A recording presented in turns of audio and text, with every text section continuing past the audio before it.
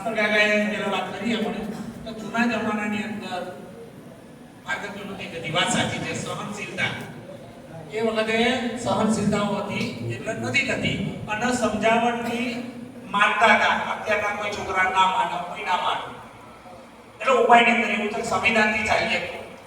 આપણે નોટરી કરાવીએ છીએ છૂટા છેડા થાય બધા નોટરી કરાવે છે અહીંયા આપણા વકીલ પીએમ છે એમને અડધી રાત્રે લોકો ઉઠાવે છે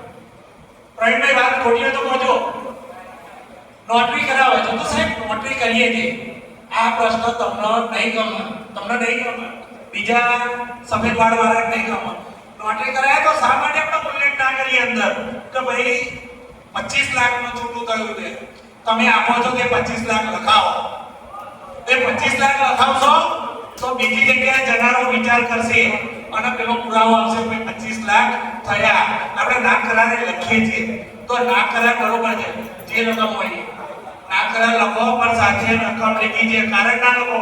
ઊંઝાલાલે કીધું એમ પોતાની માતા કોઈ ડાકણ નહીં દે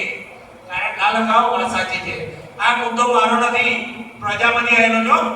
એટલે પેલા સ્પષ્ટતા કરું પણ મેં છણાવટ કરી એટલે નોટરીની અંદર રકમ લખવી જોઈએ જેથી મારા કે એની બારગાની થતી હોય અને નીચે બેસતું હોય તો કે ભાઈ હા નડિયાદથી તો 25 લાખનો બારગાની થઈ છે તમારે 35 ની તૈયારી રાખો એટલે જે બીજો લેનારો હશે એ એવું કહેશે કે ભાઈ 35 ની તૈયારી હોય તો બાકી રોટી બનાવવા માટે તો આંધળી ડોલી લંગડી ડેરી બોગડી બધાય લાવશે પણ શાંતિ માટે કોઈ નહીં લાવે સમજો મારી વાત સ્પષ્ટતા કરું છું કે શાંતિ માટે કોઈ બીજી સ્ત્રીને નહીં પકડે રોટલી બનાવવા માટે કે બીજા શારીરિક સંબંધો માટે આંધળી ડોલી લંગડી બધા લેશે પણ 25 લાખ લો તો 25 લાખ લખાવો કારણ કે સંવિધાનની અંદર કીધેલું છે કે તમે જે આપો એ લખો બરાબર એનાથી બીજી વસ્તુ જે હમણાં શિક્ષક ભાઈ લાંબેલા એક ભાઈ બોલે સરસ વાત કરી તમે સબુ કરો વાત સાચી છે અત્યારે સોસાયટી કલ્ચરલ થઈ ગયું છે સોસાયટી ગયા આણંદની સોસાયટી ગયા બાજુવાળા પૂછું કે ભાઈ કેવા એટલે બાજુવાળાની અંદર પરિચિત હોય એટલે કે નાના ભાઈ સારા છે પણ તમે એના ગામની અંદર જાઓ કે ભાઈ આ ભાઈ કે ભાઈ સંજયભાઈ સારા છે અમારું કયું માન છે આવાના ત્યાં બેસો કોઈ માનનાર હોય એના ત્યાં બેસો ખાલી રૂપિયાની સાથે તમે ના બેસો હમણાં ભાર્ગવ થાય ને કે ભાઈ તારા ગામનું પંચ નથી આવ્યું પણ પંચને પૂછે છે કોણ સોસાયટીના 4 જણા આયા કે ભાઈ બધા બરોબર આઈએસ ઓફિસર છે તો છોડો આઈએસ ઓફિસર ગામના પંચને આ ઉપાય બતાવજો સમસ્યા નહીં કહેતો એટલે તમે જે જગ્યાએ નડિયાદ માતરની અંદર ખેડા અલીના તમે તે બેસો પણ તેના પંચના 4 માણસો પૂછો કે ભાઈ આ ગામનો આ માણસ છે સારો છે આને અમને સેટ થશે બંને પક્ષે કેવું એક પક્ષે નહીં એ તો ત્રીજી મહત્વની વસ્તુ ક્યાં સમાનતો છે પણ પ્રશ્ન સારો છે આ થોડું દુઃખ થાય એવું છે મને પોતાની યોગ્ય નહીં પણ સૂચન આવી જેટલો રજૂ કરું કારણ કે ભાઈ એવું કહેશે કે મારું સૂચન કેમ નહીં બીજવર પ્રથા ચાલુ રાખો તો છોકરી તથા તેના મા-બાપને ડર રહેશે બીક રહેશે બીજવર પ્રથા ચાલુ રાખો તો આ સૂચન જો એટલે એવું ચાલુ રાખો તો પેલા ભારતીય વાળા બેસે માની લેવું દરેકના પ્રશ્ન હશે હું સૂચન કેવું અને બીજું આ સૂચન છે એના ઉપાય કરીએ પછી ખરેખર આ વાત સાચી છે હું ઠાકોર સમાજમાં રહું છું વધારે એટલે મને ખબર છે ઠાકોર સમાજની અંદર ખોટા કારણથી છૂટું થયું હોય એ છોકરીનો હાથ બીજા કોઈ પકડતો નથી પહેલા આપણે 35 વર્ષ પહેલા દિનેશભાઈ કીધું આ બધી સિસ્ટમો હતી જ આપણે પણ આપણા ઘરે શું સોસાયટી કલ્ચરલ થઈ ગયું નડિયા છોડી અને ધાબાવાળા ફરિયામ ગયા યાદ રાખો મારો શબ્દ નડિયા છોડીને ધાબાવાળા ફરિયામ ગયા એટલે બાજુવાળાને પૂછે છે કે ભાઈ આ ઘર કેવું એટલે બધા સારું જ કહેશે એટલે એક છૂટા ખોટી કારણથી થયા હોય